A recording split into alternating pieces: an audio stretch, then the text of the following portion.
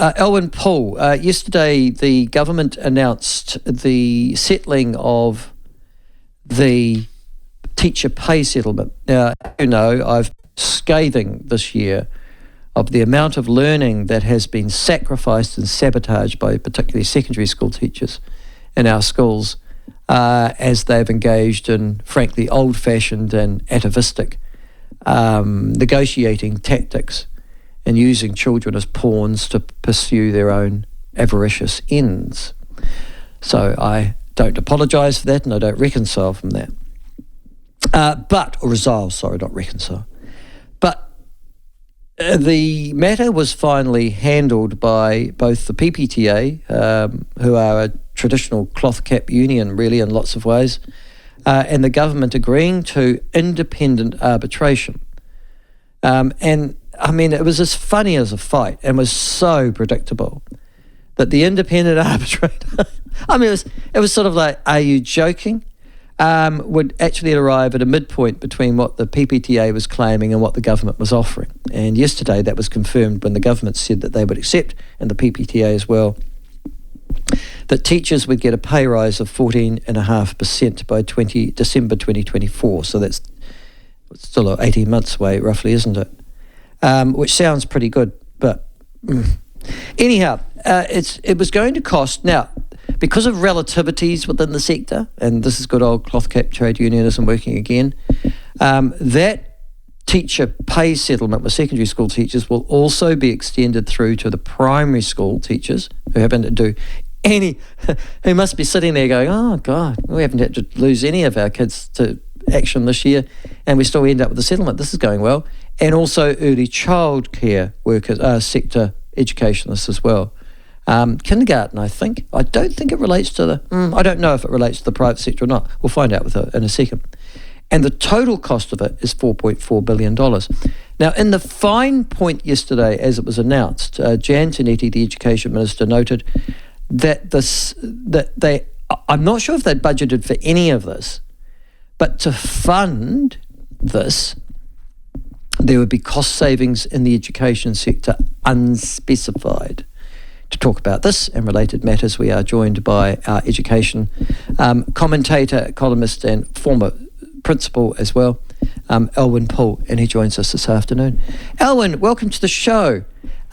Mate, when you listened to this yesterday and they said it's going to be funded by savings in the education sector, did you just go, ooh? Oh, it's the funniest stuff, really. So, no schools waste any money. Every hour is used fully.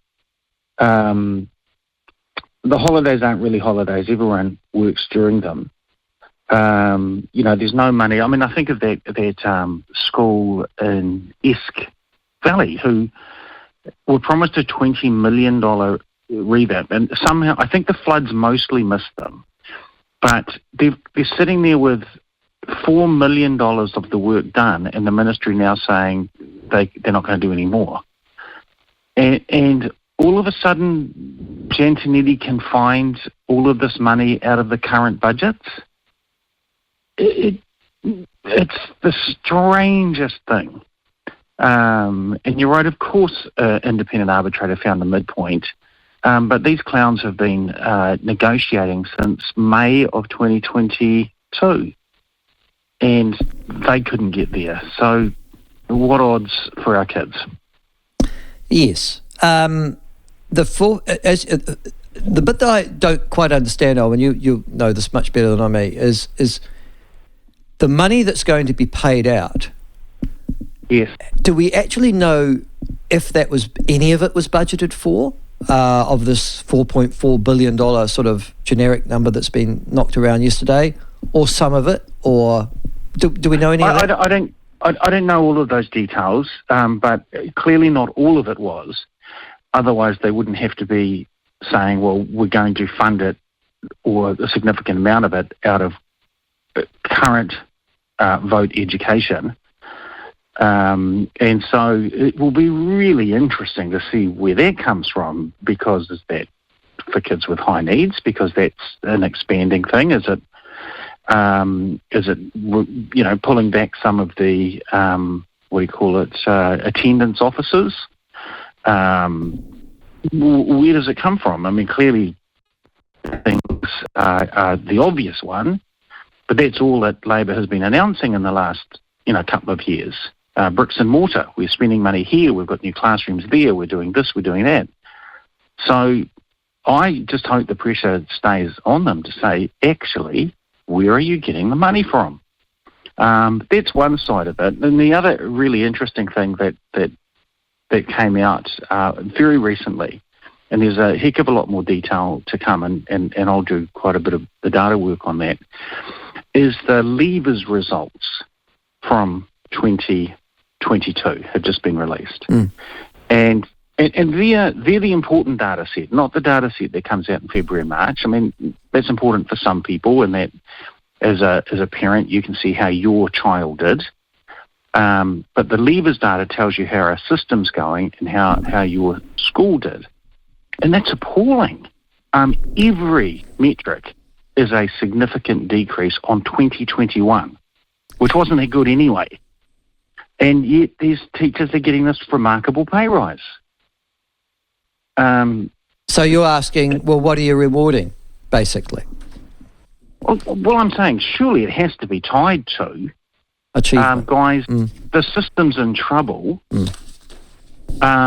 You're demanding a pay rise, and you're doing it, as you mentioned before, in a almost Neolithic type way, really. I mean, knuckle-dragging ferals out on the street, kids having to go home, parents having to give up annual leave, all of the worst things that you could do to vulnerable children to feather your own nest, which is what they've done.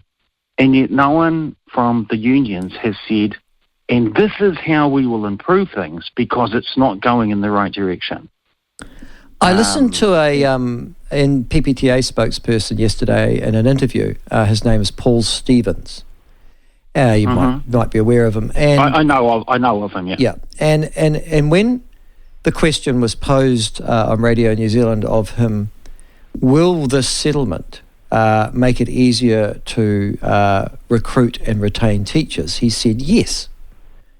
This will make it so much easier to recruit and retain teachers. And I thought, will it?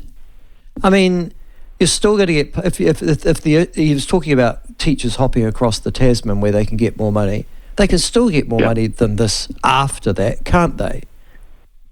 Oh, of course, and it's not like the Australian situation is going to stagnate. No. And I think one of the interesting things with regards to the Australian system is that, in New Zealand we have about 4% of our children in private schools. They're really poorly supported by government.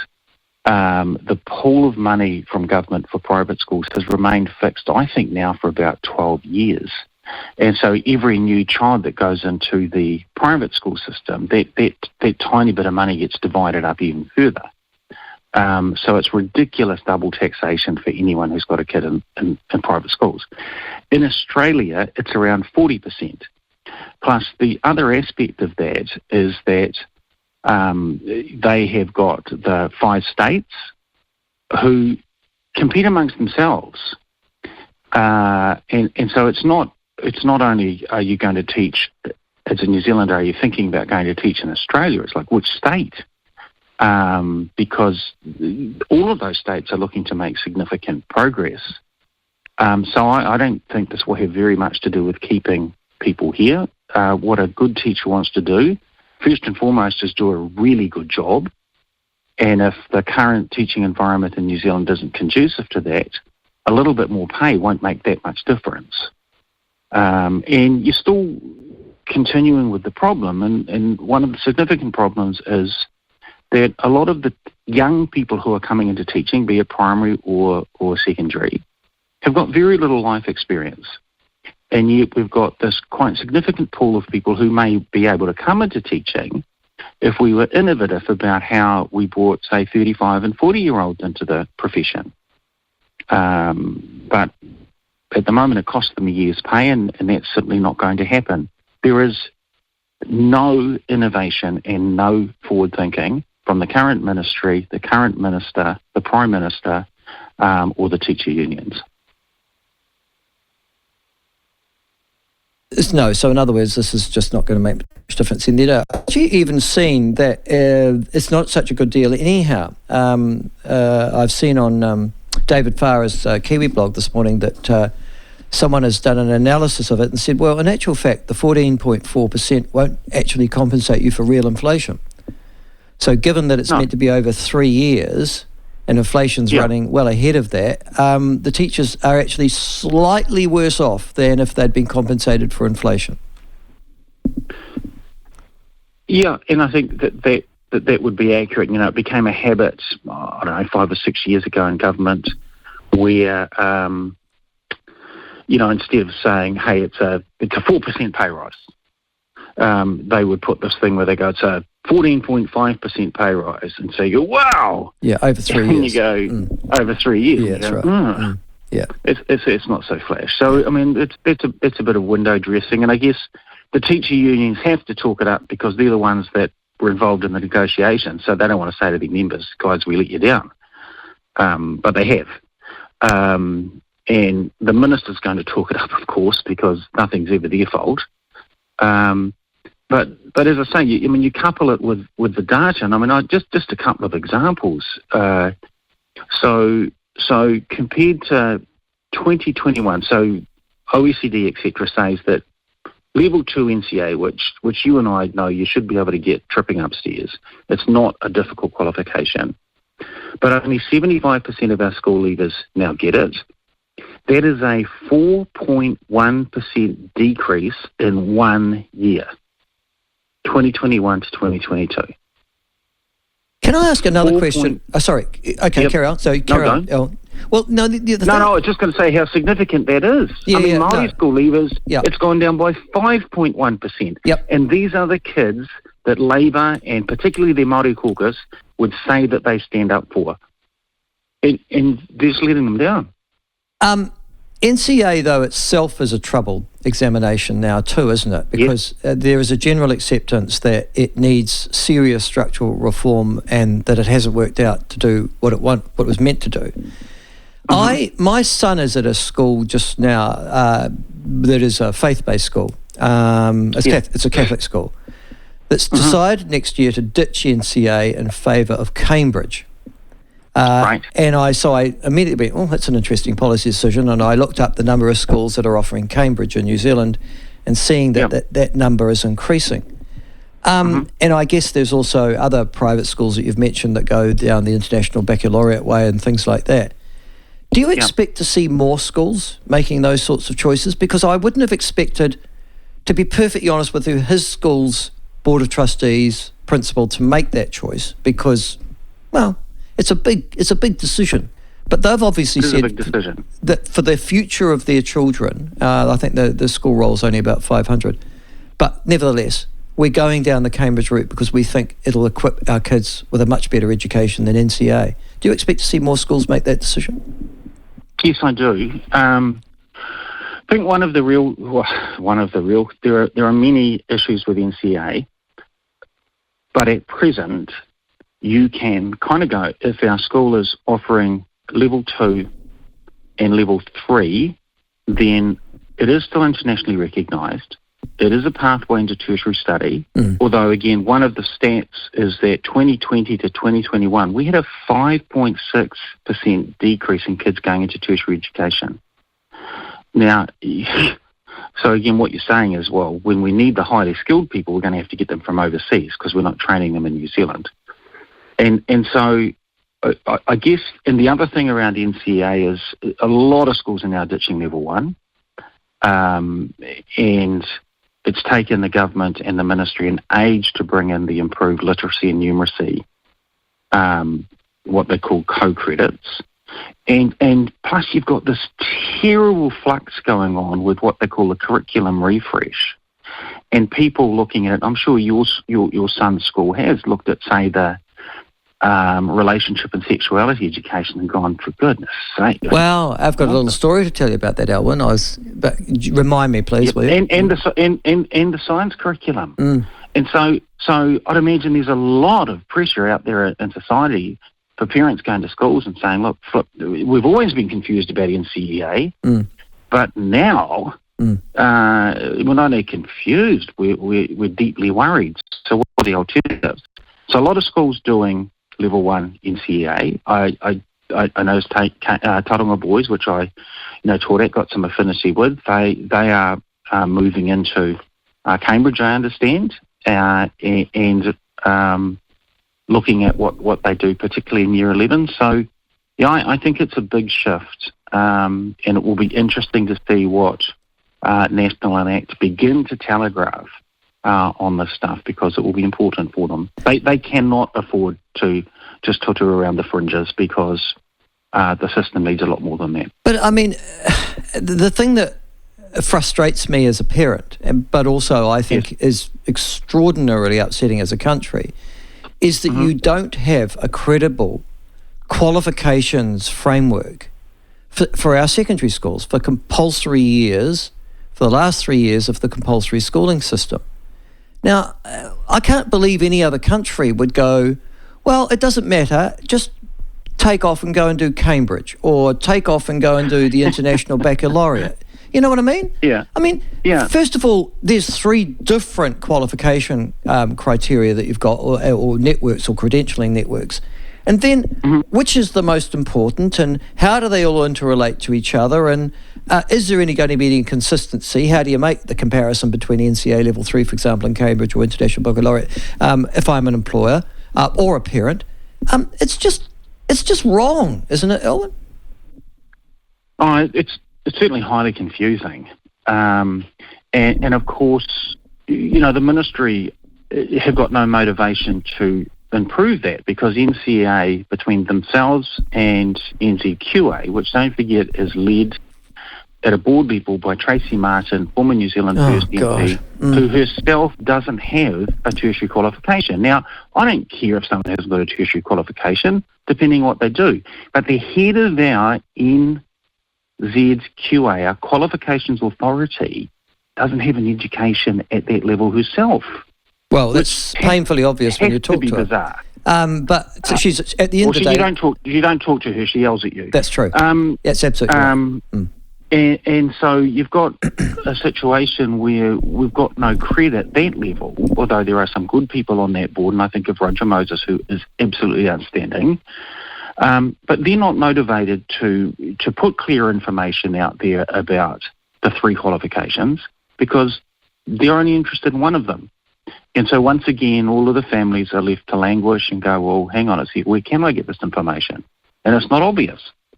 The thing that struck me about also the Cambridge exam is you think when you go Cambridge, you're going the sort of the Chiltern St James, maybe the Wanganui Collegiates, the Dios of this world.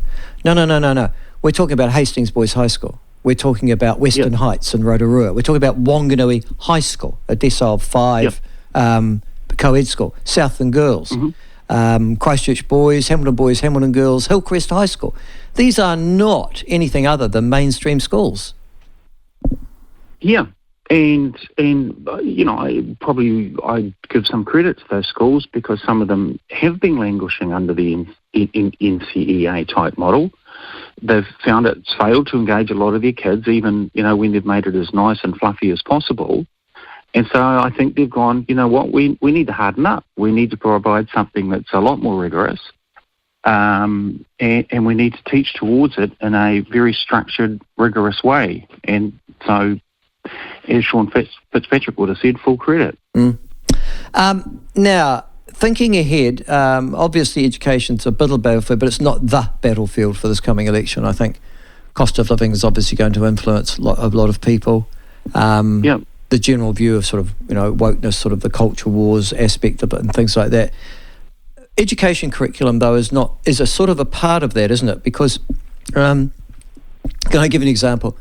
My year 10 boy, you'll like this, got into trouble this week. Yes. And I got a ring from the school. I like it already because that was my school, and carry on. Okay, well, he got into a bit of trouble with this, and so I was rung by his school, by his dean, saying, "Listen, Theo's not engaging in the PE curriculum." And I went, that's interesting because he loves PE. And in actual fact, it was the health part of the engagement curriculum because it turned up and they were teaching sexuality as part of the Year 10 health curriculum, the new health curriculum, sexuality bit. And so Theo, they were divided into girls and boys. And so Theo ends up with the girls. And the PE teacher says to him, "Theo, you're over here with the boys." And Theo says, "I'm identifying as a girl." And refused to back down. He said, No. You've said it's perfectly valid for boys to identify as girls. Well, I'm identifying as a girl. Just for today, but I'm identifying. So, you can imagine with a PE teacher, who are never quite the brightest people on the planet anyhow, that they did not appreciate the irony or the humour of the situation, which is why I got the complaint from the school. But interestingly, that's a Catholic school, right? And I said to the dean, I said, how do you deal with the fact that there's a worldview coming out in the health sexuality curriculum that is clearly contradictory of your own church's teaching and of the things that make you? And he went, well, we give parents an opt-out clause. So in other words, you can see that they were saying, in actual fact, I agree with you, and you might like to take your child out because we don't think it's appropriate either. But, of course, they've got to teach the curriculum because they're an integrated school. Yeah, I don't know. You've still got a lot of choices in and around what you do and what you teach. And I think those choices are more important than what Aero might come in and say. And there's and I'd say the parents' expectations. It's the parents that, as taxpayers and as the parents of the school, who have got the most say. And the school is supposed to consult directly and significantly with parents about what they teach in the curriculum. Yeah. And particularly to do with relationship and sexuality. And so that's kind of where I'd be heading that towards. And a lot of it's incredibly, your child's in year 10, he's obviously able to stand up for himself and things like that. But some of the stuff they're imposing on years 1 to 8 is simply astounding. And they've relied on keeping it on the down low and keeping parents out of it. And they ought not to be. You mentioned education not being a huge election issue, and that's traditionally true. But even in the Ipsos polls, it has gone up. It's well within the top 10, and if you kind of look at the top few, they're almost 3 or 4 of them you could combine as the economy. And so it has become more important, and I do think of a lot of people like myself, but many others who are out there saying, guys, this isn't good enough. A lot more families putting up their hands, voting with their feet. Yes. And the behaviour of the teacher unions, the results that are coming out of the system, the appalling behaviour of the Minister of Education and the House, and the very good work being done, and I heard your interview last week with Erica Stanford, the very good work being done by Erica is making this a significant issue. And I think also, people like Cameron Bagri, who have been very clear, education is about economics. First and foremost, it's about the child and their worth and their future, but don't forget, it is also about our economy and our nation. And in the past, people would go, well, my kids are all right. I think we're getting past that, and we're going, you know what, just about every kid has to be all right, otherwise we're all in the crap. There was one other issue I wanted to talk with you too, Alwyn. Sorry, I didn't allude you to this beforehand, but you'll have an instant response anyhow. There was a story last week published by the New Zealand Herald by a journalist by the name of Amy Wiggins, and the headline was "School Violence on the Rise. Thousands of students stood down or suspended for physically assaulting peers each year." And they had a graphic, and it shows, and for those of you who are listening at home, in 2012, the number of stand-downs and suspensions for physical assaults on other students was 5,000. In 2022, it was 8,300. There were also a number of stand-downs and suspensions for physical assaults on staff, went from 640 last year to 1,000. Ironically, I thought we were meant to be stopping violence in our schools as a result of the anti-smacking legislation that was imposed about 2012, actually, perhaps a bit earlier than that. But anyhow, what do you make of these stats? Is this a reflection of what? The different standards at schools that lead to suspensions or stand-downs, or is this genuinely a social breakdown coming through the school gates? I think it's certainly a social breakdown. You would, I think, surprised, I don't know if that's the right word.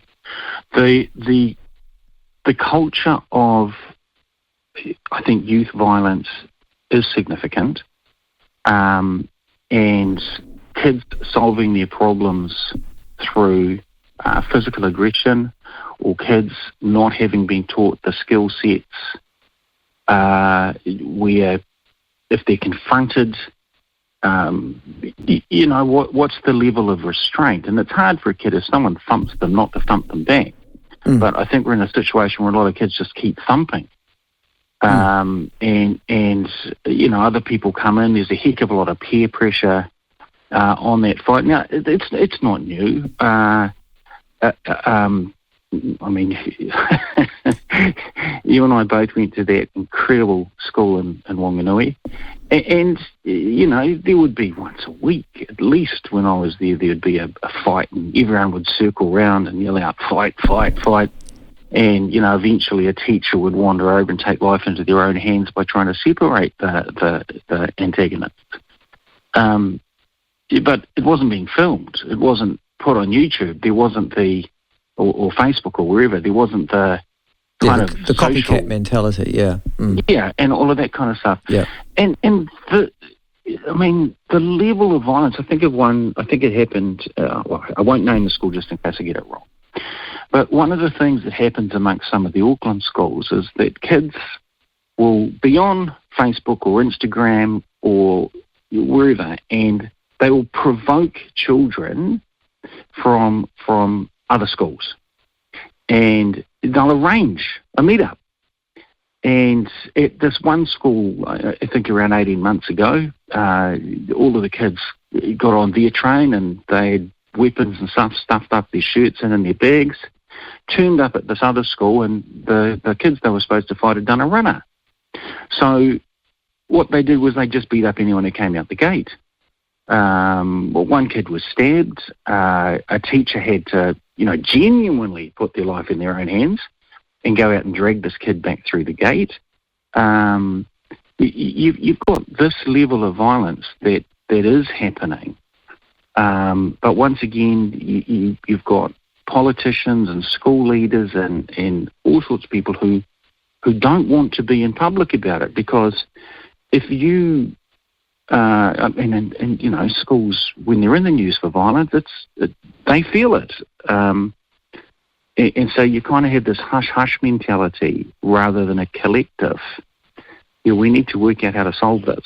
Well, I'll tell you what, there's nothing's happening at the moment would suggest this at all. That there are no solutions being proffered. Schools are proving themselves weak. I wouldn't go a week, Alwyn, without complaints from parents throughout New Zealand at the level of bullying in schools and the school's inability to do anything about it, and that includes physical violence.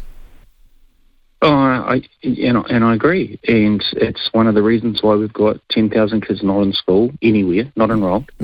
It's one of the reasons why we have such poor attendance, because I was told in the sixth form by a rather large gentleman that he was going to give me a hiding every day. fortunately, he left school soon after. I think the next day, which was a great relief. But that was incredibly intimidating. Yes, it is.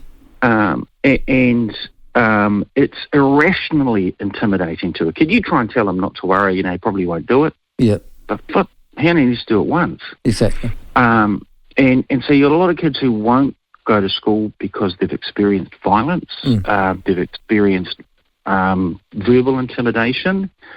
Well, you and I lived in a generation, though, Alwyn, where that was not untypical. And so we would not want those bad old days surely to be visited upon our children and grandchildren these days.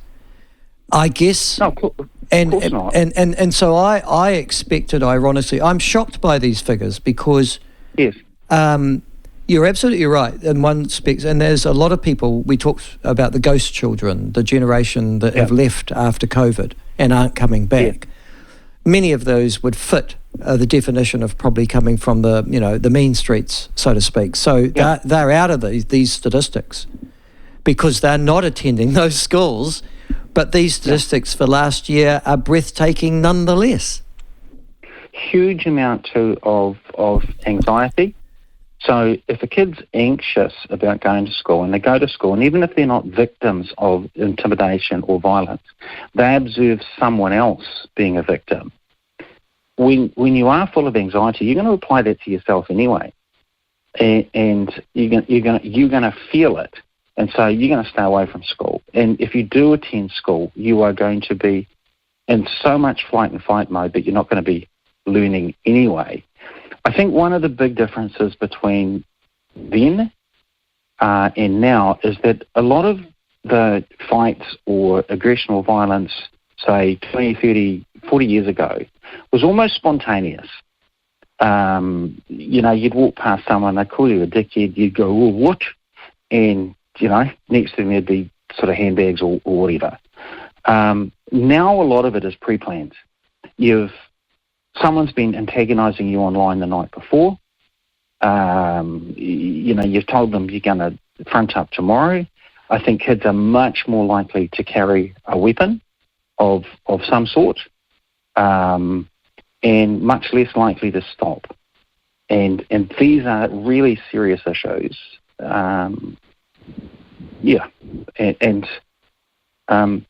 It's major, and we don't want to talk about it, but you're dead right. A lot of kids simply aren't going to school because they don't want to experience those situations. And we have this thing we say, you've got to get to school, and Hipkins stands up and goes, it's a responsibility of parents to get their kids to school. Schools have to be good places. They have to be places where kids want to go. And if you feel threatened in any way, why would you? So it's a big deal. Thank you, Alwyn. On that slightly depressing note, we will leave our conversation today. Well, I liked your interview with Erica the other day, and you're right. You can look at all of these things and go, this is not great.